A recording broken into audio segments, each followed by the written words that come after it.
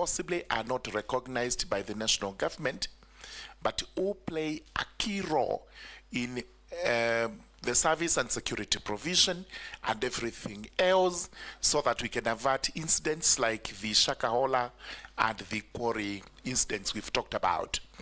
Here I'm talking about the village elders and the Nyumba Kumi workers, whom you use extensively, 24 hours every day, every month, and every year, and in a form of service which is very similar to servitude or some form of modern day slavery.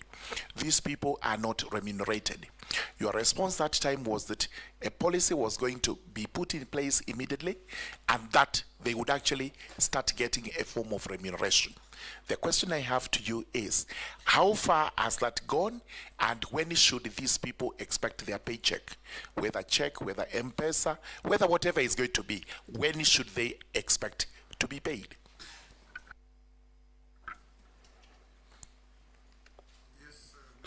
Mr. Speaker, sir, we finalized the Village Elders Bill 2024. It is one of the 12 pieces of legislation that are awaiting cabinet approval for transmission to Parliament, and therefore that matter will be sorted out in the shortest time possible. I submit.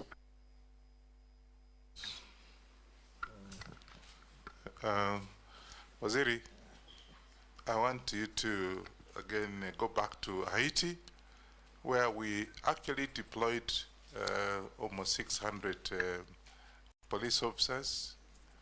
My fear now is that with what is happening around there, the fact one of my voters at home has one of his son actually deployed. And the question is, how secure? Do you have special security insurance for this particular, just in case something has happened?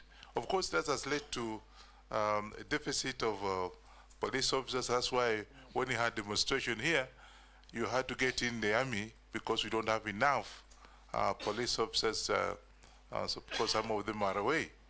Secondly, I also have had a case in North Rift. In fact, my colleague is just walking in. The North Rift, where you have this police reservists have been disarmed, and yet we have problems in North Rift. And those are my borders, and we have that problem. And yet you have actually disarmed the police reservists. What are you doing about that? Professor, will take Daoud, note the questions. Thank you, Mr. Speaker. The CS nominee, you have promised regarding passports a couple of times, and you know passports are the most important.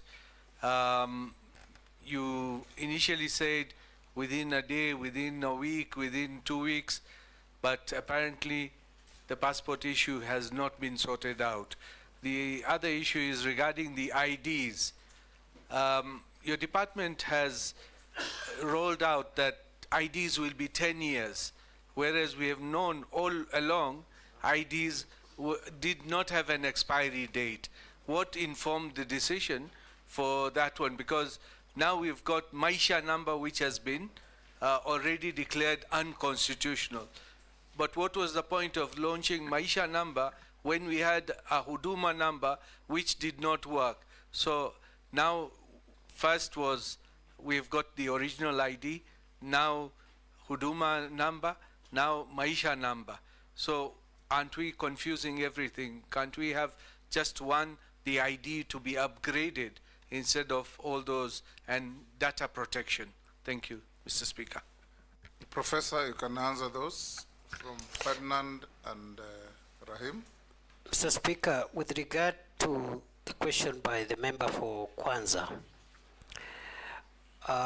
Haiti is a United Nations mission.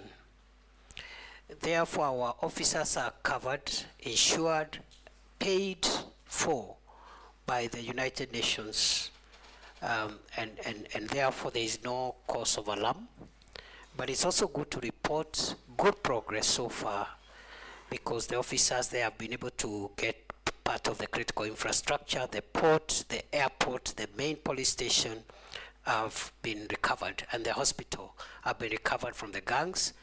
And some of the gang leaders who were taunting us before have even signed for peace and are willing to engage. So they are doing a good job. We are praying for them. We hope there will be no untoward incidents. With regard to the second issue from the member for Kwanza, it is true we disarmed 400 National Police Reservists who were serving in Trans Nzoia.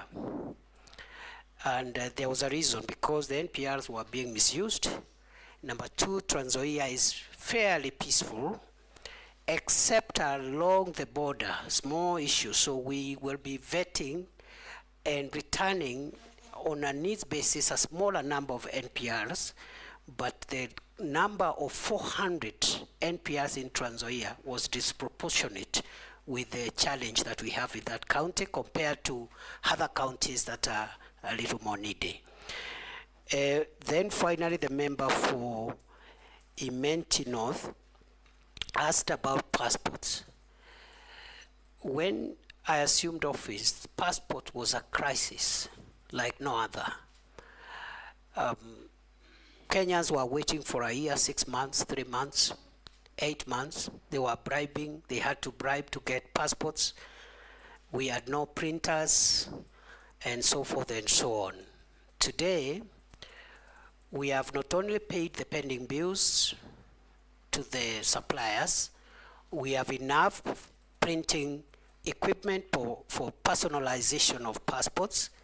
We have even upscaled our system, that is the ICT system, and we have cleared the backlog from 784,000 when it was at the highest, and today there's no backlog. We are issuing passports within 7 days, starting 1st of August, today.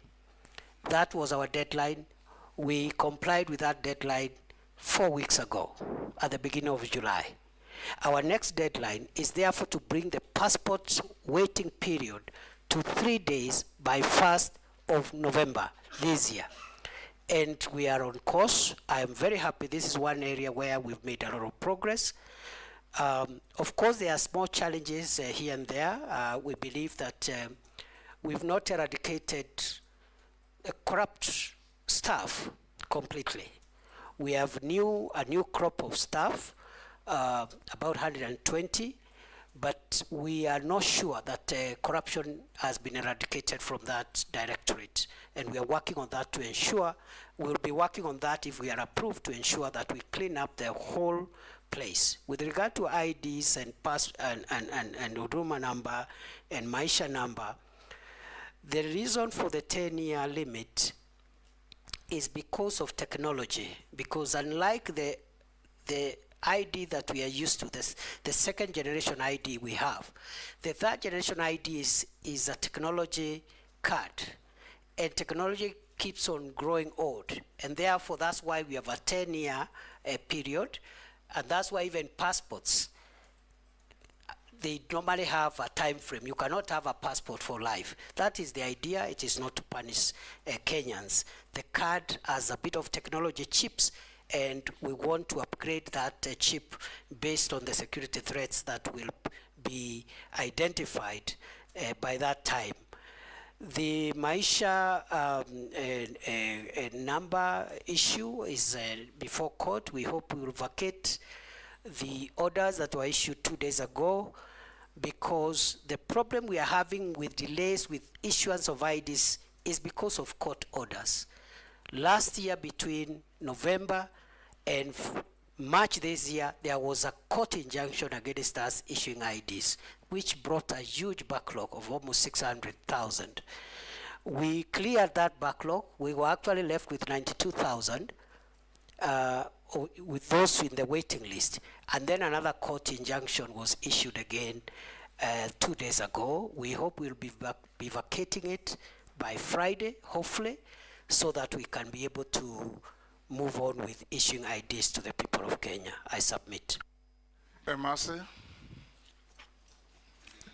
Thank you. Honorable Chairperson, let me take you to the budgets. Following the recent government budget cuts across all sectors,